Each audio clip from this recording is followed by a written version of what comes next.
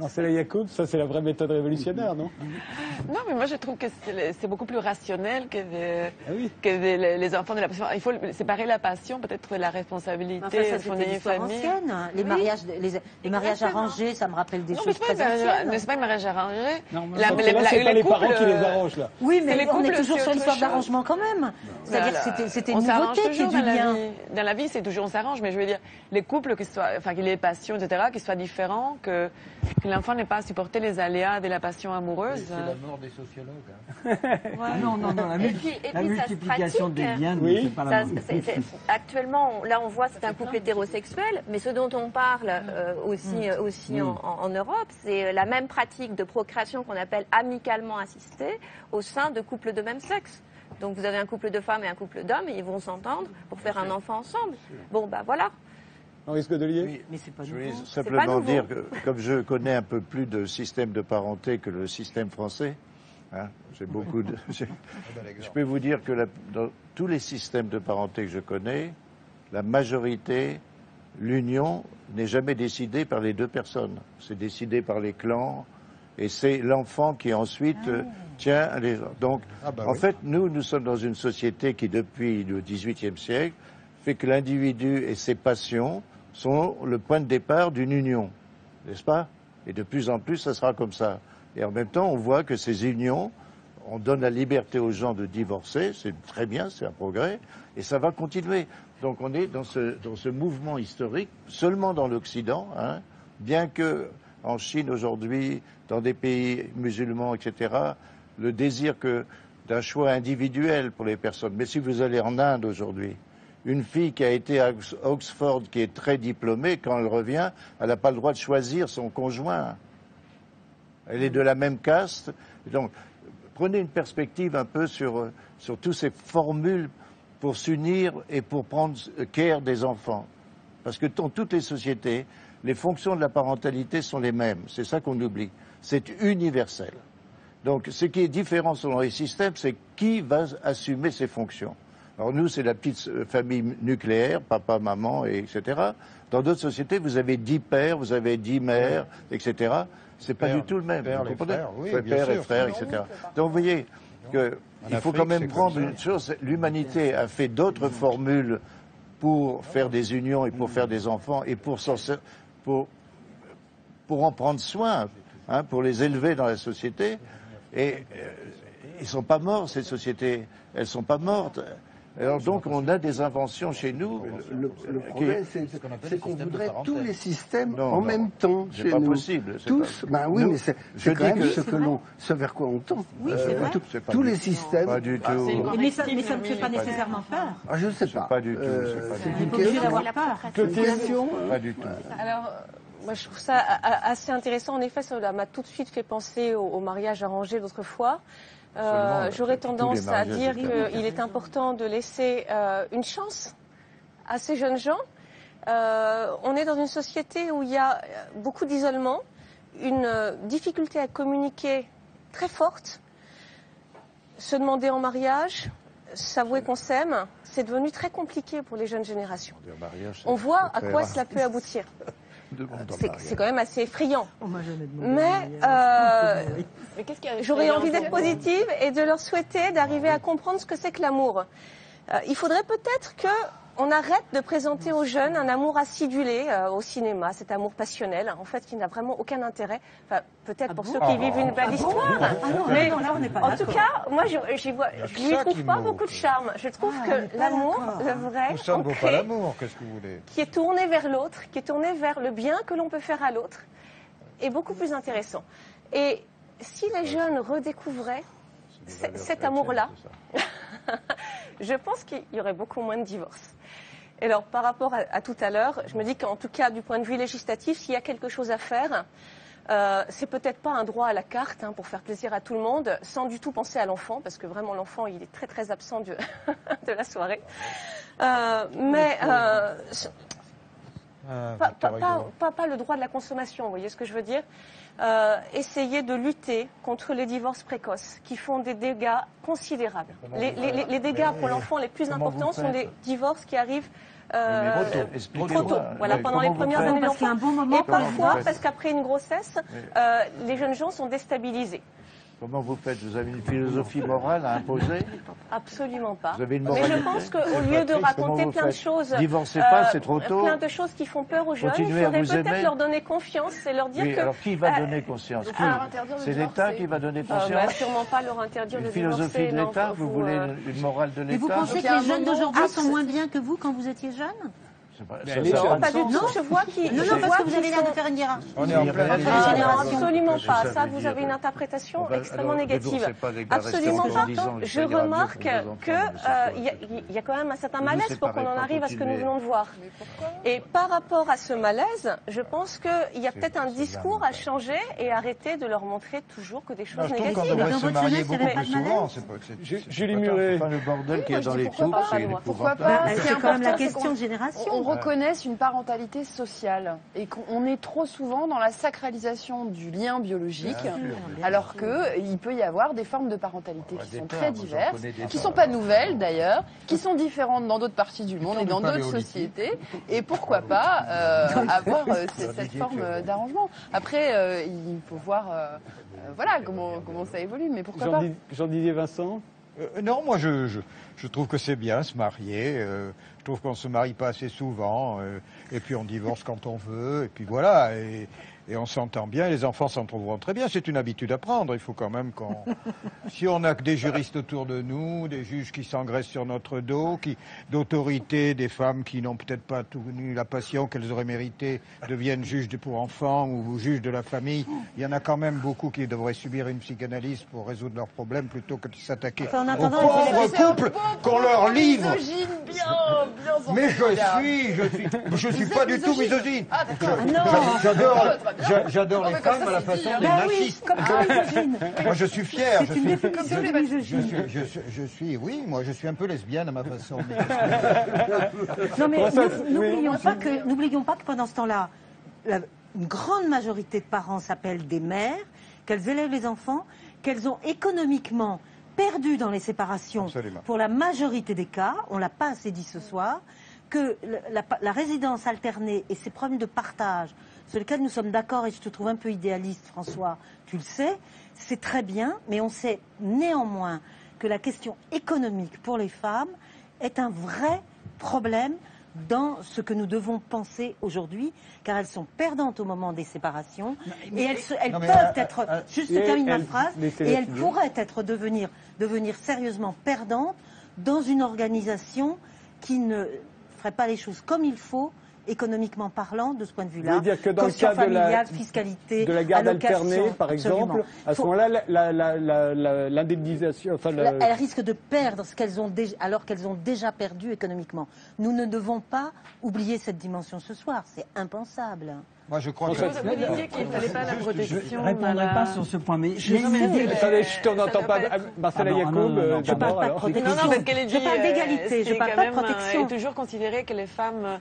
Plus vous aidez les femmes dans ces cas-là, moins elles vont s'investir dans le travail. Je n'ai pas dit qu'il fallait les aider. C'est une façon de les... J'ai dit juste que je pense en termes d'égalité. Je pense précisément pas en termes de protection. Mais dans ma lecture de l'égalité, je pointe le fait que la situation inégalitaire s'aggrave économiquement.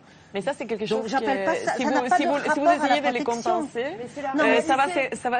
Non, la réalité, c'est non, l'égalité, vous êtes en train de promouvoir l'inégalité en essayant de compenser. Non, c'est pas ce que j'ai voulu dire. Les femmes comme ça. Enfin, vous êtes en train de faire la promotion de l'inégalité. Non, je fais la promotion de la visibilité de la perte d'égalité. C'est cette promotion-là que je fais. C'est pas vous reliez ça à la compensation, mais c'est pas de ça dont je parlais du tout.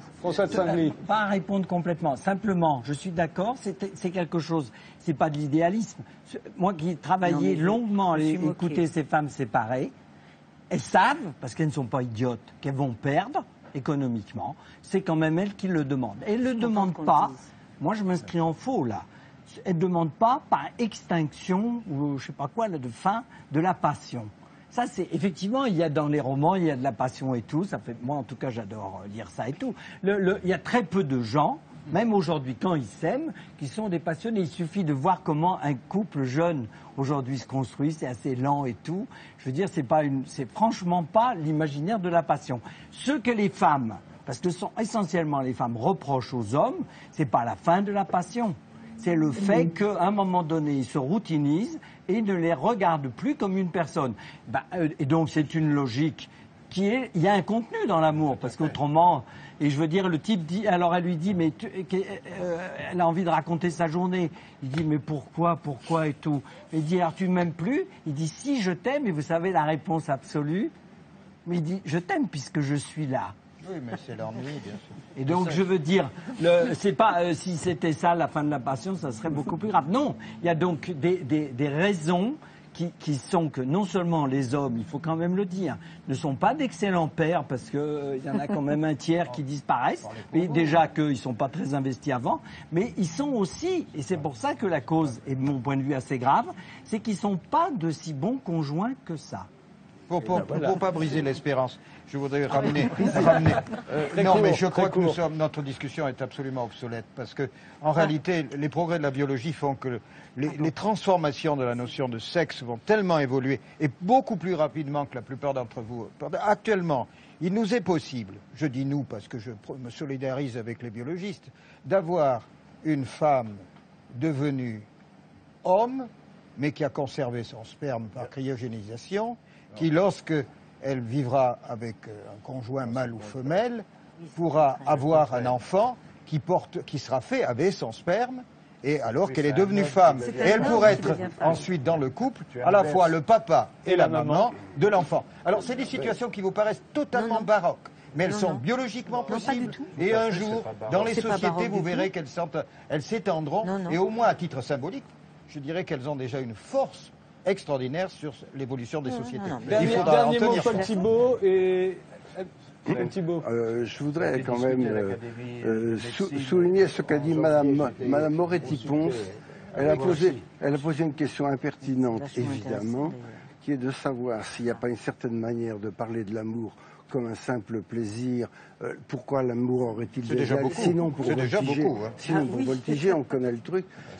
Quelque chose d'une façon non sérieuse de parler de l'amour qui a des conséquences dans la pratique. Ça, c'est une chose certaine. Alors il faudrait se poser la question. Anne-Marie Leroyer. Non, mais je ne sais pas ce que le juriste peut dire sur cette question de savoir si on peut faire un enfant, enfin procréer sans s'aimer. C'est évident que là, on a une histoire qui n'est pas une histoire d'amour. Fondée sur l'amour et le désir. Mais alors vous ne ferez pas l'impasse là-dessus. Sur le plan de la loi, bien évidemment, ça n'a absolument aucune conséquence juridique. C'est-à-dire que les personnes planifient à l'avance de ne pas vivre en couple, ne s'aiment pas, et ensuite, de toute manière, ils seront parents. Donc la filiation sera établie à l'égard du père, à l'égard de la mère, indépendamment du fait qu'ils ont prévu à l'avance de ne pas vivre ensemble. Et là-dessus, le droit n'a pas de... Non, eux, tout ce qu'ils disent, c'est qu'en gros, ils ont moins de chances de divorcer, donc de faire le malheur de leurs enfants, que ceux qui s'aiment, c'est tout. Alors, je voulais juste dire que, oui, ce que vous disiez à l'instant, c'est pas ça peut-être qui va améliorer ce qui peut faire du bien à l'enfant, cette évolution-là.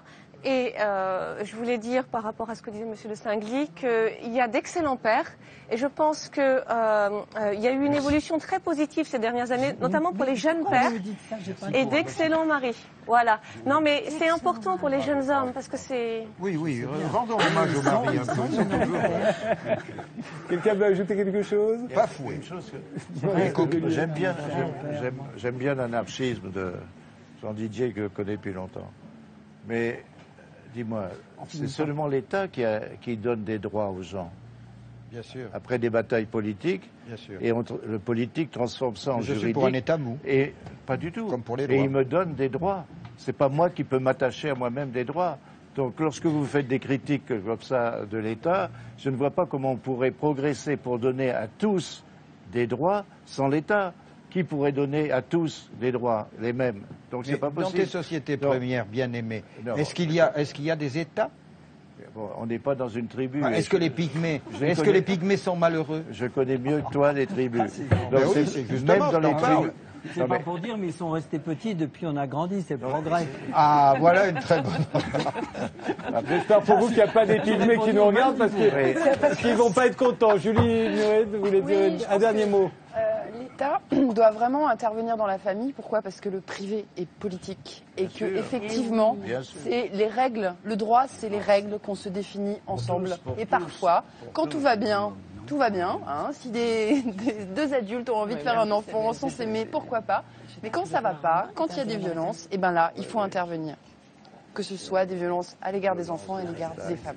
Mais ce qui est intéressant, c'est que le couple de la famille et de l'État, c'est un couple qui s'aime, c'est un couple qui se déchire depuis des siècles.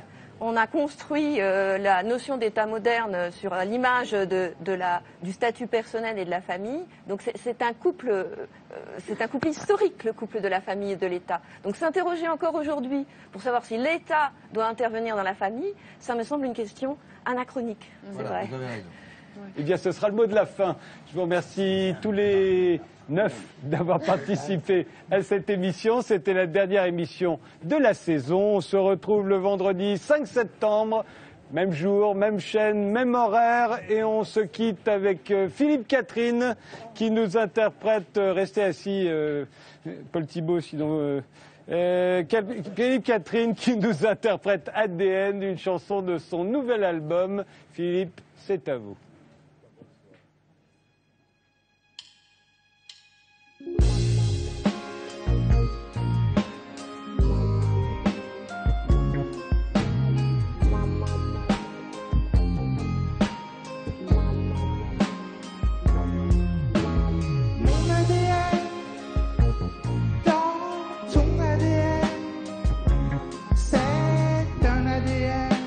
C'est un Éden où c'est toujours la nuit. J'aime ta dégaine, donc ton ADN. Sans ton ADN, c'est un Éden où je suis toujours assis.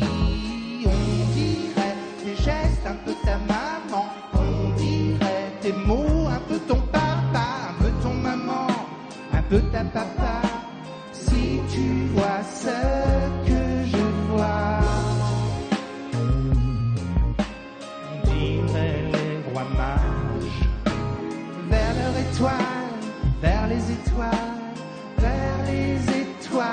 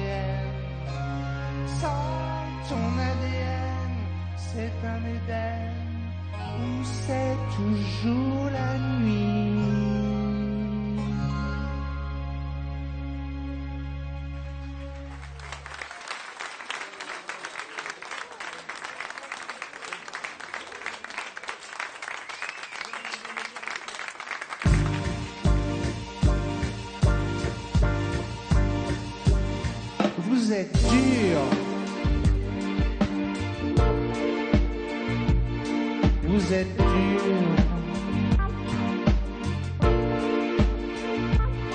Vous êtes dur. Vous êtes dur.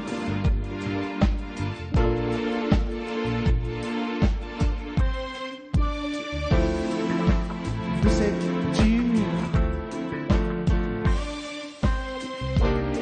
Parce que vous êtes sensible. Vous êtes sensible. Parce que vous êtes dur. Vous êtes chaud.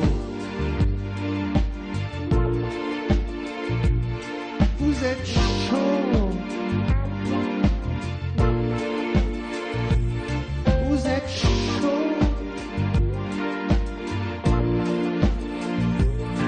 Vous êtes chaud. Comme un avion qui décolle.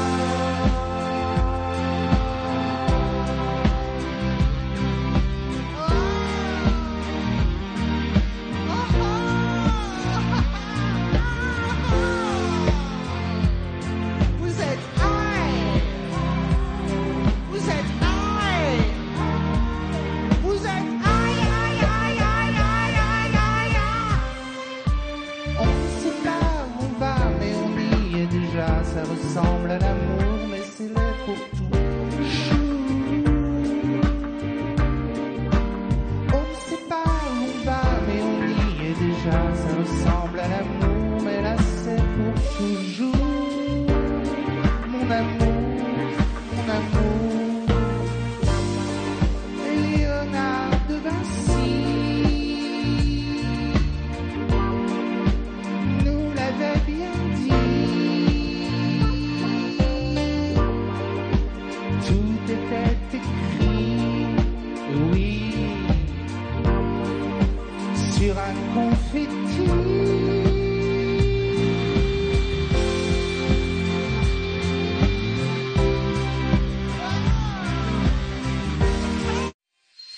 Dès maintenant, partagez les meilleurs moments de l'émission depuis France2.fr/CSOJ.